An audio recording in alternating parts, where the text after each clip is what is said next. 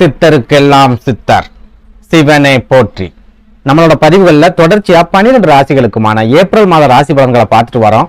அதோட தொடர்ச்சியா இந்த பதிவுல ராசி கட்டத்துல 7வது ராசியா இருக்கக்கூடிய காற்று ராசியான துலா ராசிக்கு இந்த ஏப்ரல் மாதத்தோட கிரக நிலைகளும் கிரக பெயர்ச்சிகளும் என்ன மாதிரியான பலன்களை கொடுக்க போகுது அப்படிங்கறத பத்தி கொஞ்சம் சுருக்கமா பார்க்க போறோம்.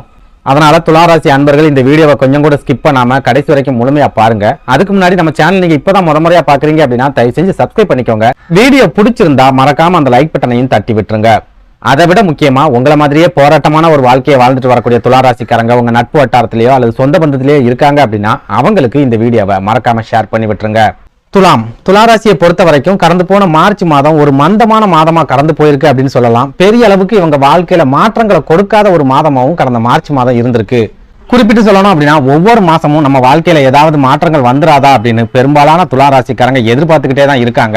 ஆனா ஒவ்வொரு மாசமும் இவங்களுக்கு ஏமாற்றம் மட்டும்தான் கிடைக்குது, மாற்றங்கள் அப்படிங்கிறது கிடைக்கல. குறிப்பா வேலைகளுக்காக முயற்சி செய்யக்கூடிய துளாராசிக்காரங்க தொடர்ச்சியா கஷ்டப்பட்டு முயற்சி செஞ்சுக்கிட்டே தான் இருக்காங்க. ஆனா அவங்களுக்கு உண்டான சரியான வேலை வாய்ப்பு அப்படிங்கிறது இது வரைக்கும் கிடைக்கவே இல்லை. திருமணத்துக்காக காத்திருக்கக்கூடிய துளாராசிக்காரங்க தொடர்ச்சியா அது சம்பந்தமான முயற்சிகளை எல்லாம் எடுத்துக்கிட்டே தான் இருக்காங்க. ஆனாலும் இவங்களுக்கு திருமண வாய்ப்பு இது வரைக்கும் கைகூடி வரல அப்படின்னு சொல்லலாம்.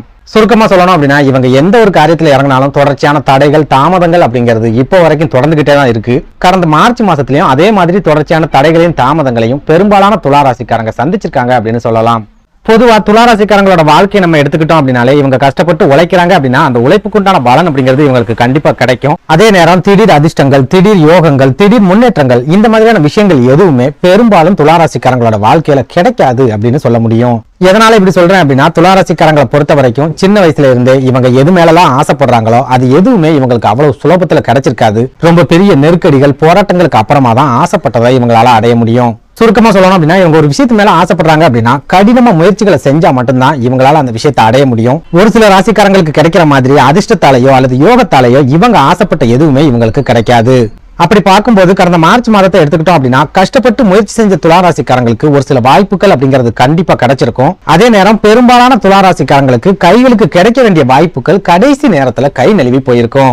உதாரணத்துக்கு கடந்த மார்ச் மாசத்துல இவங்களோட வேலை வாய்ப்பு சம்பந்தமா முயற்சிகளை எடுக்கிறாங்க அப்படின்னா கடைசி வரைக்கும் முன்னேறி கடைசி நேரத்துல அந்த வேலை இவங்களுக்கு கிடைக்காம போயிருக்கும். திருமணம் சம்பந்தமான முயற்சிகளை எடுக்கிறாங்க அப்படின்னாலுமே கடைசி நேரத்துல ஏதாவது இழுபறிகள் குழப்பங்கள் ஏற்பட்டு திருமண பேச்சுவார்த்தைகள்ல தடைகள் அப்படிங்கிறது ஏற்பட்டிருக்கும்.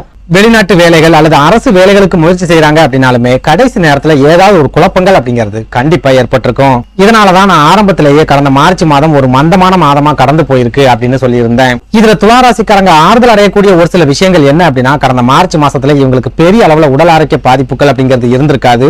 குடும்ப வாழ்க்கையிலையும் பெரிய அளவுக்கு போராட்டங்களோ அல்லது சிக்கல்களோ இவங்களுக்கு இருந்திருக்காது. பெரும்பாலான துளாராசிக்காரங்களுக்கு பண தட்டுப்பாடு இல்லாத ஒரு மாதமாகவும் கடந்த மார்ச் மாதம் இருந்திருக்கும். அதாவது வேலை வாய்ப்புகள் இவங்களுக்கு சரியா இருக்குதோ இல்லையோ இவங்க கைகள்ல பண புழக்கம் அப்படிங்கிறது கடந்த மார்ச் மாசத்துல இருந்திருக்கும். திடீர் பண தட்டுப்பாடு, திடீர் பண நெருக்கடி இந்த மாதிரியான பிரச்சனைகள் எதுவும் இல்லாத ஒரு மாதமாகவும் கடந்த மார்ச் மாதம் இருந்திருக்கும். சுருக்கமா சொல்லணும் அப்படின்னா கடந்த மார்ச் மாதம் துளாராசிக்காரங்களுக்கு வளர்ச்சியையும் கொடுக்காம வீழ்ச்சியையும் கொடுக்காம ஒரு மந்தமான மாதமாவே கடந்து போயிருக்கு அப்படின்னு சொல்லலாம்.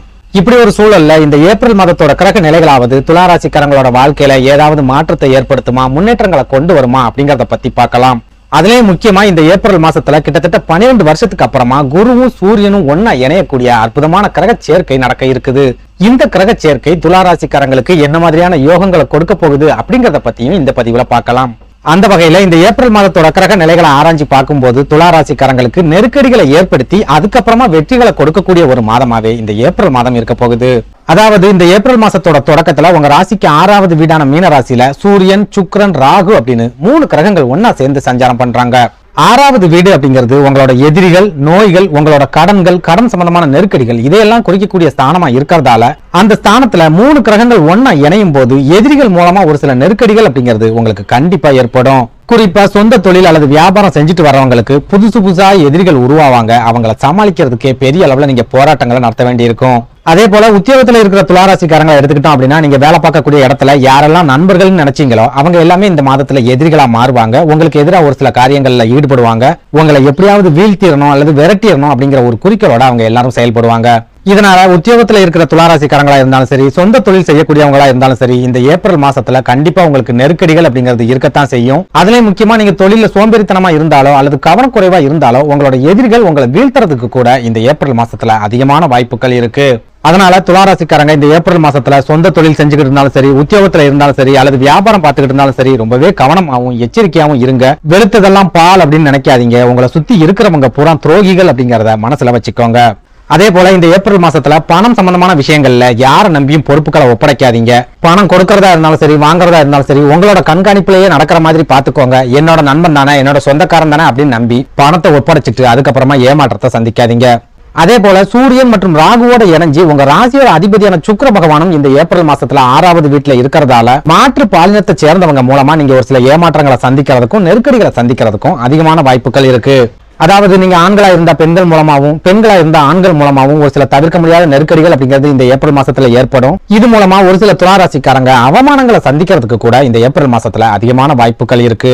சுருக்கமா சொல்லணும் அப்படின்னா துளாராசிக்காரங்க இந்த ஏப்ரல் மாசத்துல உங்களோட நிழலை கூட நம்பாதீங்க. பணம் சம்பந்தமான விஷயங்கள்ல ரொம்பவே எச்சரிக்கையாகவும் கவனமாகவும் இருந்துக்கோங்க. அதே நேரம் இந்த ஏப்ரல் மாதத்தோட பிற்பகுதியில, அதாவது ஏப்ரல் 14ஆம் தேதிக்கு அப்புறமா சூரிய பகவான் 7வது வீடான களத்திர ஸ்தானம் அப்படின்னு சொல்லப்படுற மேஷராசிக்கு பயிற்சியாகி குரு பகவானோட இணைஞ்சு சஞ்சாரம் பண்ண போறார். கிட்டத்தட்ட 12 வருஷத்துக்கு அப்புறமா குருவும் சூரியனும் உங்களோட களத்திர ஸ்தானத்துல ஒன்னா இணையக்கூடிய இந்த காலகட்டம் உங்களுக்கு அற்புதமான யோகங்களை கொண்டு வரப்போகுது. குறிப்பா திருமணமான துளாராசிக்காரங்களுக்கு உங்க வாழ்க்கை துணை மூலமா ஒரு சில யோகங்கள் அப்படிங்கிறது இந்த காலகட்டத்துல கண்டிப்பா கிடைக்கும். வாழ்க்கை துணை மூலமா உங்க வாழ்க்கையில முன்னேற்றங்கள் ஏற்படக்கூடிய காலகட்டமாகவும் இந்த ஏப்ரல் மாதத்தோட பிற்பகுதி இருக்கும். இதனால திருமணமான துளாராசிக்காரங்க ஏதாவது முக்கியமான முடிவுகளை எடுக்கிறதா இருந்தா இந்த மாதத்தோட பிற்பகுதியில எடுங்க. அந்த முடிவுகளையும் உங்க வாழ்க்கை துணையோட ஆலோசனைகளை கேட்டு அதுக்கப்புறமா எடுத்தீங்க அப்படின்னா சிறப்பான வெற்றிகள் அப்படிங்கிறது உங்களுக்கு கட்டாயமா கிடைக்கும். அதே போல இது நாள் வரைக்கும் உங்க குடும்ப வாழ்க்கையில ஏதாவது பிரச்சனைகளையும் சண்டை சச்சரவுகளையும் சந்திச்சு வரீங்க அப்படின்னாலும் இந்த ஏப்ரல் மாதத்தோட பிற்பகுதிக்கு அப்புறமா உங்களோட குடும்ப வாழ்க்கையில சந்தோஷத்தை எதிர்பார்க்கலாம். கணவனும் மனைவியும் ஒருத்தர் புரிஞ்சுக்கிட்டு விட்டு கொடுத்து வாழக்கூடிய ஒரு அற்புதமான காலகட்டமா இந்த ஏப்ரல் மாதத்தோட பிற்பகுதி அமைய போகுது.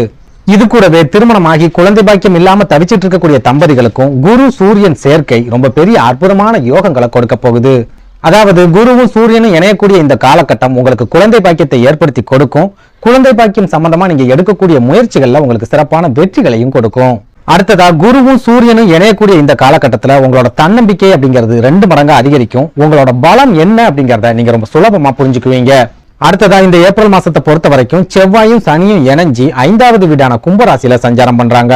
5வது வீடு அப்படிங்கிறது உங்க தந்தையை குறிக்கக்கூடிய ஸ்தானம், உங்க உறவுகளை குறிக்கக்கூடிய ஸ்தானம், உங்களோட பூர்வ ஜென்ம பாவ புண்ணியங்களை குறிக்கக்கூடிய ஸ்தானம். அப்படிப்பட்ட ஸ்தானத்துல பாவ கிரகங்களான செவ்வாயும் சனியும் ஒன்னா இணைஞ்சு இருக்கிறது உங்களுக்கு ஒரு சில நெருக்கடிகள் அப்படிங்கறத கட்டாயமா ஏற்படுத்தும்.